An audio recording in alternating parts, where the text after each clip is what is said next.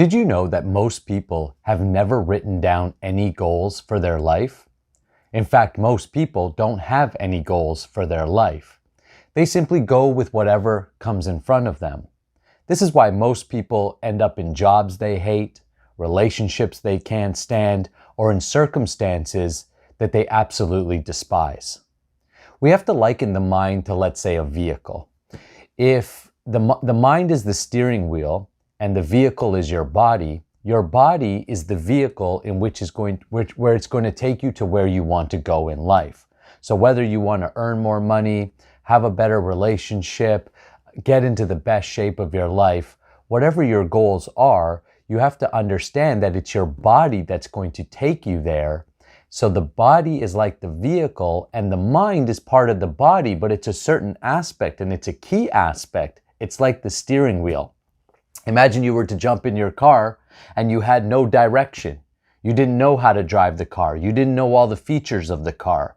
Good chances are if you were just to take your hands off the steering wheel and hit the gas pedal, you're going to end up in the ditch or you're going to end up crashing. Well, the ditch is called the divorce, or crashing is called bankruptcy, or all of those challenges that we face and we think, how did we get here? See, the secret is goals, and the secret is understanding how your mind works. If you don't give your mind a goal, then your mind is simply going to create its own goals, or even worse, the world is going to put goals onto you. Mainstream media is going to tell you how everything is going to crap, and your mind is going to become full of fear.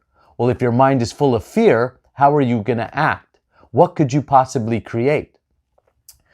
What ends up happening is that in our life, because our education systems don't teach us about our own mind or our own self, we don't realize that the power to create an awesome life, to create an awesome community, and ultimately an awesome nation, all lives within the power of the individual mind. Hence, individual responsibility and freedom are so important. If you allow everyone else, your mother, your father, your sister, your brother, mainstream media, modern culture, to tell you what to think and how to think, and you never decide for yourself where you're going, you're going to be like a ship without a captain. You're going to be driving a car with your hands not on the steering wheel. So how do we correct that? How do we get your hands on the steering wheel so that you can drive your car, your body, to a life that you want?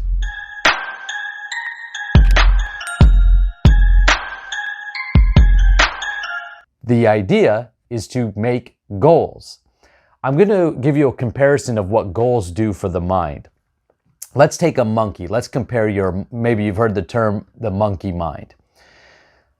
The mind is like the monkey, and it's sitting on a tree, and the branches of the tree are all the different thought patterns, all the different impressions that you've been given over your lifetime, or the ones that you're really focused on.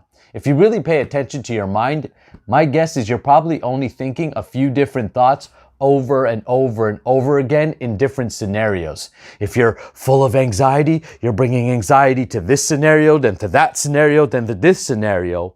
And the illusion is that the outside world is creating it when it's your thought patterns that you're bringing to the table.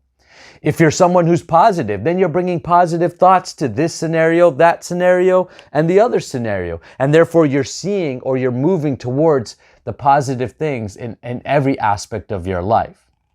So the monkey is jumping around from branch to branch to branch, and many people's thoughts are the same way. It's very sporadic. What does this end up causing? Confusion. If you want the monkey, the mind, to settle down, you have to give it something to do. And this is where we can give the monkey a banana. This is actually true. If you ever go to the zoo or you have the opportunity to see monkeys, myself and Sarah, we were in Brazil and we saw all these monkeys going across the power lines. And, they're very sporadic. They're all over the place. But as soon as one of them finds a banana or something to eat, boom, it sits down and it's still. And now it's focused on eating. The goal is the banana. What ends up happening is when you have goals, you end up giving your mind a task. Now the mind isn't going to jump to all of these branches that have no use and are just causing confusion and worry and anxiety, which is how most people are living. Again, because they don't have goals. They get up in the morning and they're just going along with what everyone else is doing instead of having goals that they want to work on and create.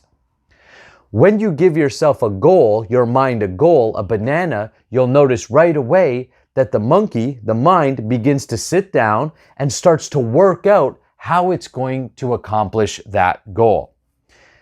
The best type of goals are SMART goals. Now, obviously, we want to create SMART goals, but the word SMART is an acronym. It stands for specific, measurable, accountable, realistic, and time-based. So another challenge is that if you're one of the few people that actually set goals, which is great, you've already separated yourself from the pack, you want to go into the very upper echelons of goal setters. And this means you don't just set any kind of goal, you set SMART goals. What's the difference between a regular goal and a SMART goal? I'll give you a practical example. Here's a regular goal. I want to make more money. Here's a SMART goal. I want to make $75,000 by September 30th. The difference here is that I want to make more money can mean anything. Here, there's an extra dollar. You've made more money. Oh, well, no, that's not really what I meant. What did you mean? Mean what you say and say what you mean. One of the biggest challenges we have today in today's society is people are talking without actually listening to their own words. They don't even know what they're talking about, or they don't even understand what it is that they want themselves. So they're just loftily making wishes. This is not a real goal. This is a wish. I want more money. That is not good enough to get you to where you want to go, because here, I just gave you $1. You've got more money. Now your mind thinks, great, I made my goal. Back to jumping around from branch to branch to branch. When you get specific, now your mind can actually get clear. Specific means clarity. So here's what I want you to do. Think of a goal that you're working on. Maybe it's to make more money. Maybe it's to live self-sufficiently. Maybe it's to get into better shape or better health. Whatever it is. Let's work with money because that's a very tangible one. It's easy to make examples. So a specific goal would mean a certain amount of money. And it's good to know why you want to make that money. For example, if you want to make an extra $100,000 this year, or an extra $1,000 this year, or an extra whatever the number, it doesn't matter. We're going to talk a little bit about how to set proper goals based upon where you're at in a sec. Make it specific. The more specific you are, the more powerful the mind becomes because it knows exactly what you want to create. Imagine that I was sending you a message and all I did was send you a bunch of words that were scattered or very vague instructions. How would you receive that message? You really wouldn't know what to do. But if I sent you a very specific instruction, for example, if I said, call me when you're free. A lot of people do that. Call me when you're free. Great. Well, I can be free in an hour. I can be free next week. I can be free next year. Good chances are you may never get a call. But if you say, hey, when are you free? Oh, you're free next Tuesday? Can you call me at Tuesday at 3 p.m.? Yes. Now we have a specific set of instructions to work with. This is much more powerful than call me when you're free. So make specific goals. Whatever it is, if you're going to lose weight, how much weight you're going to lose. If you're going to make more money, how much more money. In more things like relationships, people say, I want a better relationship. Well, what does that mean? Does that mean you want more intimacy in the bedroom? Does that mean you want more time spent together at night? Does that mean you want to go out on dates more? What does a better relationship look like? Just, I want a better relationship, you'll never get it because you don't even know, you haven't defined what it looks like. So the first aspect of a great goal is that it's specific. The second aspect of a great goal is that it's measurable. When you make something specific, now you can measure it. Yes, we went on 3 more dates over the last month and I'm feeling good about that. I can tell that I'm progressing towards my goal because it's specific and I'm measuring it. If the goal is to make an extra $75,000 in the next 3 months, then where am I? I will be able to tell down to the cent exactly where you're at to that goal. If it's an extra $1,000, where are you? And then begin to track it.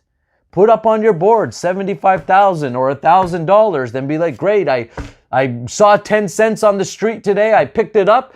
Great, 10 cents towards my goal. What happens is when you start to actually track yourself towards your goal, you know your progress, you know how fast you're going, you know if you want to speed it up that you'll have to make changes, you know if you want to slow it down or that you're on track, that you can, relax. You'll know what's going on and you'll know exactly where you may be falling off. So make your goals measurable. The third aspect of a great goal is to make it actionable. Here is an example of a really bad goal. I want a better relationship, and that means my spouse needs to clean up after himself more or herself more. It means that they're going to plan more dates and they are going to be nicer to me or pay more attention to me. That's a horrible goal because none of that's in your power. Sorry to tell you. You cannot make anybody do anything, and in fact, it is an improper use of your will. What most of us unconsciously do is we try to will somebody else to make our goals come true. I'm going to make more money, so he or she better do that. You can't make anybody do anything else. You can have influence, and that's different, and I promise you we'll get into many lessons on influencing later. But the first person, here's the secret to influence. If you want to influence others, influence yourself in a great way. The better you influence yourself and lead yourself, then naturally you'll have more influence with the people around you. So is your goals actionable? Can you actually make the difference? For example, let's say you want to lose weight. Well, this is an actionable goal because you can control what goes into your mouth. You can control how many times you exercise or how hard you work.